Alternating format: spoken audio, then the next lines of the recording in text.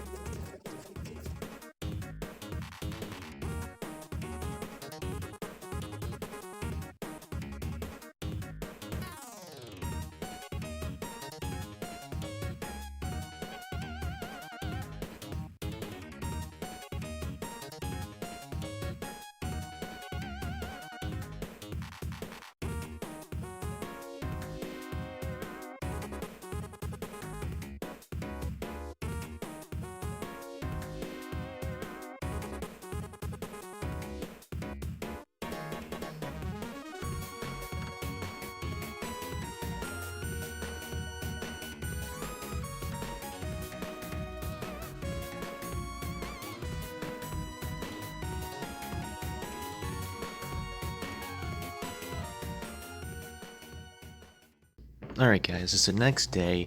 I finished the car and everything else, and I've got to say, yeah, is this the most odd build I've ever done?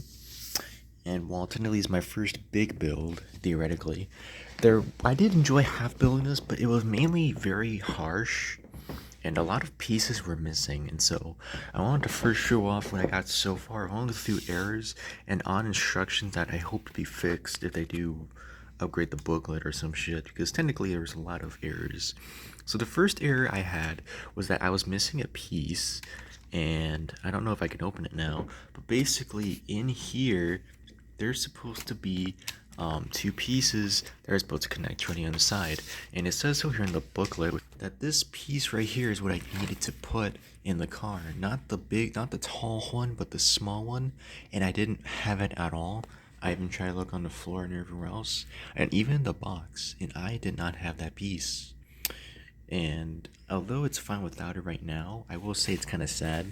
The second complaint was that the back part, I did the license plate, but as you can see, these parts are supposed to be facing upward, and I had no idea. The booklet said to put these things last for some odd reason, before installing some of this.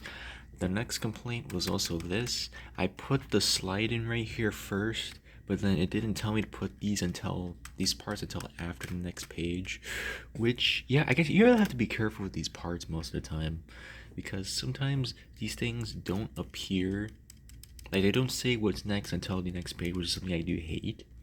But at the same time, it's like it's one of those times where the instructions will tell you to do this first, and then it doesn't tell you what's next after you put it in. So like, hey, you slide this first, and it doesn't tell you to put these at next.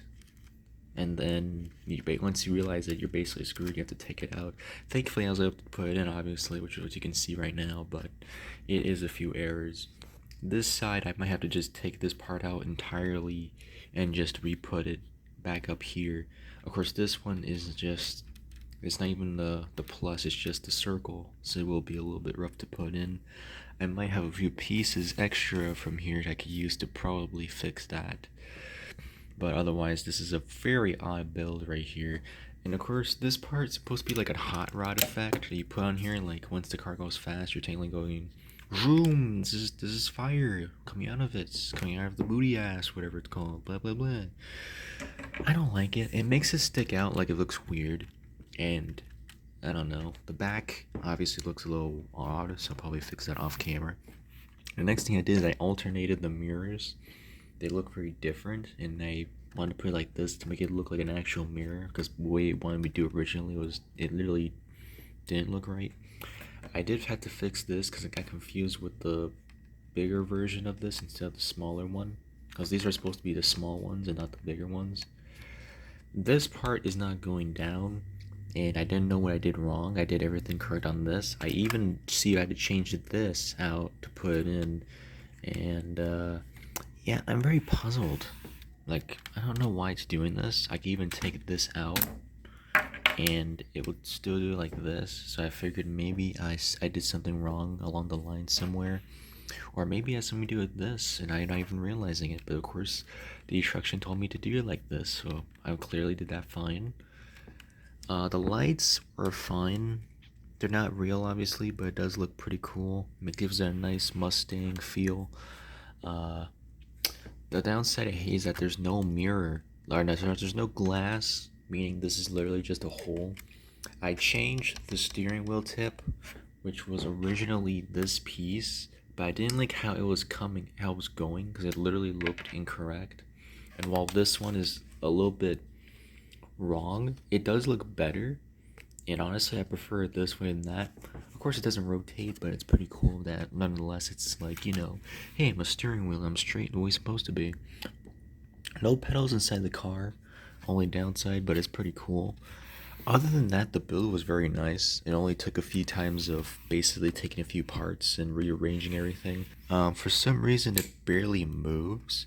I think it's because I put this a bit too much to the back, so I'll probably end up fixing that after, because I didn't know how back it was, because it never mentioned how far I needed to go in terms of the wheels, which was a little concerning. Other than that, it can rotate back and forth, and honestly, despite my errors that I'll probably fix off camera, this is a very nice build. And honestly, this was $25 for a Black Friday deal, and this was a steal. But regardless, I'm going to end it off here. Thank you so much for watching today's unboxing video.